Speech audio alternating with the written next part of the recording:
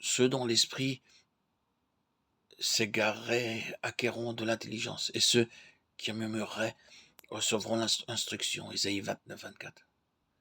Bien que vous puissiez être extrêmement cultivé dans les choses de ce monde, néanmoins, selon Matthieu 13, 17, vous avez encore besoin d'être instruit dans beaucoup de mystères célestes et profonds. Alors que vous vous attendez à lui et que vous l'invoquez avec foi en disant « Seigneur, enseigne-moi tes voies », il vous conduira dans toute la vérité.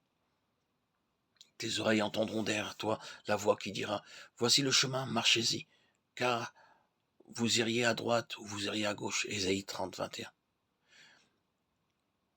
C'est là un pic important qu'il nous faut gravir journellement et pas à pas en écoutant la voix de Dieu derrière nous qui dit « Voici le chemin, marchez-y ». Il est très facile de faire un mauvais pas, mais par ce moyen le Seigneur nous garde de nombreux dangers que nous ignorons. Il sait qu'il y a de nombreux dangers sur notre sentier, et il dit d'une voix douce et subtile « Ne va pas de ce côté, mais prends ce chemin ». Voilà la façon dont un enfant de Dieu peut être conduit tous les jours et être gardé de toute chute. Les gens du monde disposent de bien des avantages dus à l'éducation et à la connaissance. Et ils mènent pourtant une existence de misère et de chagrin. Ils n'ont jamais appris à entendre la voix de Dieu leur dire « Voici le chemin, marchez-y ». Alors que nous foulons ce sentier, nous pourrons vivre journellement la même expérience pour n'importe quelle situation. En maintenant notre oreille vigilante et en nous exerçant à dire « Seigneur, montre-moi le vrai sentier », il nous conduira. C'est ainsi que nous sommes amenés à nous mouvoir sur les lieux élevés et à poursuivre notre route en sautant de pic en pic dans la pleine jouissance de ce grand salut. Comme des oiseaux déploient les ailes sur leur couvée, ainsi l'Éternel des armées étendra sa protection sur Jérusalem.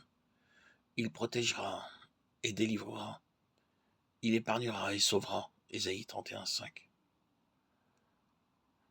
Le Seigneur nous protégera des dangers que nous ne voyons pas.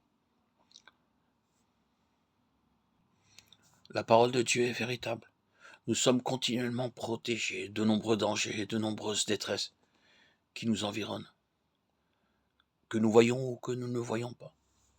Chacun sera comme un abri contre le vent et un refuge contre la tempête, comme des courants d'eau dans un lieu desséché, comme l'ombre d'un grand rocher dans une terre altérée. Ésaïe 32, 2.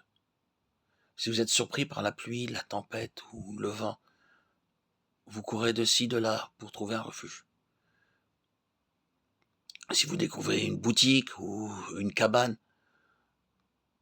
vous vous engouffrez et vous vous trouvez à l'abri de la tempête. Mais le Seigneur dit, après vous avoir sauvé, je serai votre abri. Quel privilège! De nombreuses personnes en danger viendront vous voir pour trouver une aide en disant « Veuillez prier pour moi ». Beaucoup de gens saisis par la calamité et les soucis viendront vous trouver. Ce sera votre privilège d'être une source de réconfort et de force pour toutes ces âmes exposées à un grand besoin. Tel un fleuve pourvoit en eau une région sèche. Ainsi, vous ressemblerez à un fleuve dans un pays desséché. Lorsque vous rendez dans un endroit solitaire, vous y apporterez la vie par votre témoignage. Des âmes seront gagnées, et vous serez un grand rocher dans un pays altéré. Si vous êtes sauvé par sa grâce, alors il est votre abri, et il fait de vous un abri pour les autres.